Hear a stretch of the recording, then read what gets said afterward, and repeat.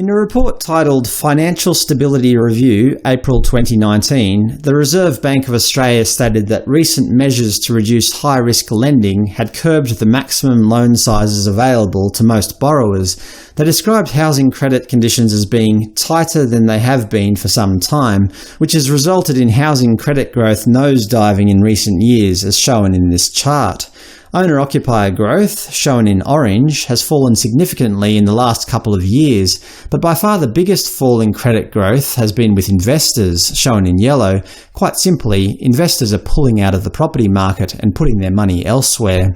Interest-only loans have collapsed in the last few years. In early 2015, interest-only loans made up almost 45% of new loan approvals. Now that's down to around 16%.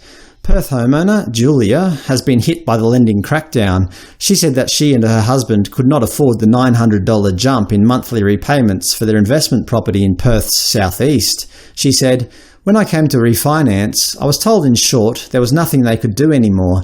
My interest-only term had expired, and they had to roll me over to principal and interest. I've always been able to roll over my interest-only term when that expires, and now they've said, you can't do that anymore. We've got 2 young children, a 2-year-old and a 4-year-old, so the stability is everything to us. It determines every decision we make as a family. This is not something I want to sell. I've had this property for 10 years. I'm selling because I have to."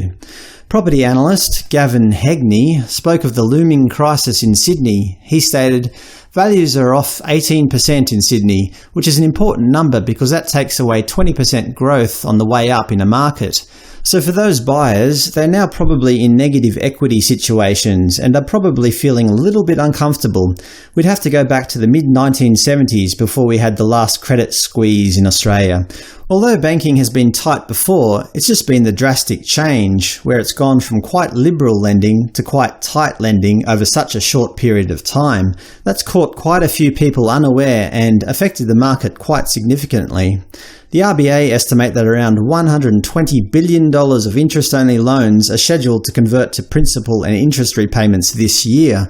Most of these loans were made prior to 2015, when lending standards were a lot weaker, so ultimately it's going to prove quite challenging to those borrowers when their mortgage repayments start increasing. With regard to the stricter lending standards, Amanda Bearcroft, a property owner in Sydney, said that she was trying to sell her property on the Hawkesbury River, northwest of Sydney, but the couple who were keen to purchase it were simply unable to secure financing, despite raising a 30% deposit. Ms. Bearcroft said, "At first they were told it would be 30%. Then the banks finally came back and said it was 35% at the very end. They also went through their statements for the past year, I believe right down to the smallest expenses, including a $9.70 charge on the statement which turned out to be a coffee and banana bread. The banks have just got too difficult to borrow money off. We're really going to need a cash buyer to come in, and people don't have that cash just lying there. It's really difficult. Everybody that's come through and have been interested have been told they are required to pay 30%. Information sourced from the data company Digital Finance Analytics shows the riskiest suburbs for home loans from a banking financial perspective. With higher risk suburbs, lenders apply tighter lending criteria and require borrowers to find larger deposits to avoid paying costly mortgage insurance on top of their loans.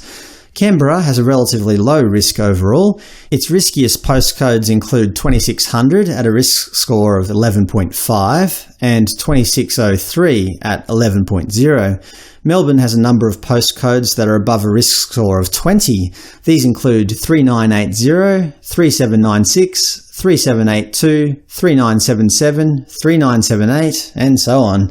Sydney also has a number of suburbs that fall in the 20 range. These include 2106, 2105, 2101, 283, 2754, and 2104.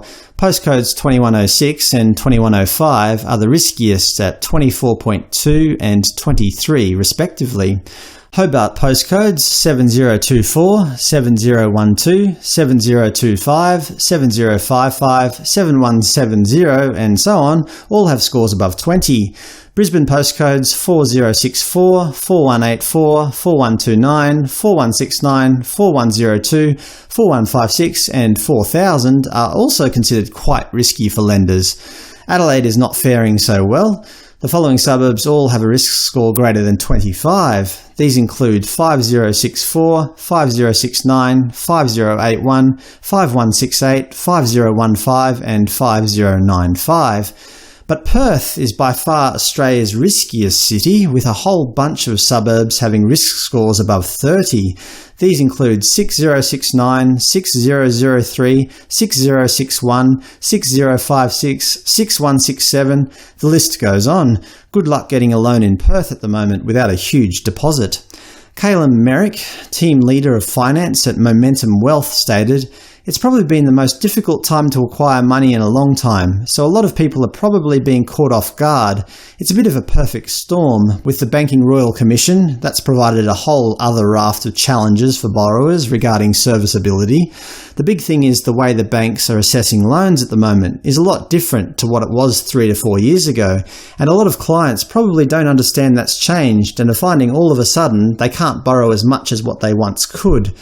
So that's the current state of the Australian housing credit situation. People are having a tough time getting the finance they need to purchase the houses they want. Consequently, house prices are falling as nobody can afford the higher house prices. In my opinion, this is good. Credit shouldn't be easy to get.